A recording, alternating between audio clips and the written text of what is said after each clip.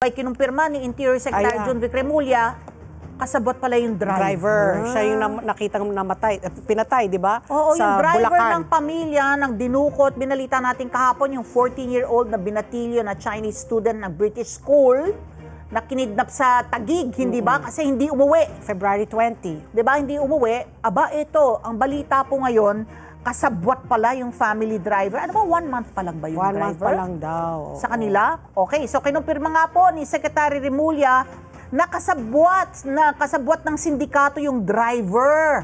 Yung family driver nila, yung nagsumundo dun sa 14-year-old nila na anak, Chinese student nga, na dinukot nga po sa Taguig. Meron daw nakitang mga chat dun sa mismong telepono ng kanilang driver na magpapatunay rito. Kausap niya ng driver yung mga kidnapper. Lumabas po sa investigasyon na nakapag-text pa ang bata sa kanyang ama na dumaan ang driver sa ibang ruta. Pauwi. Ayun! Oo. Pauwi, imbes na yung ruta mo pauwi sa inyo, aba, ibang ruta. So nag-text ka agad yung bata no, sa bahay nila sa Bonifacio Global City sa Taguig.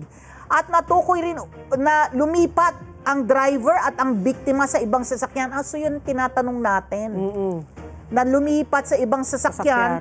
Pagdating nila sa C5 road, ano yung tinoda siya? Pinatay. Oh, no, siguro. Mga kapwa niya kidnapper?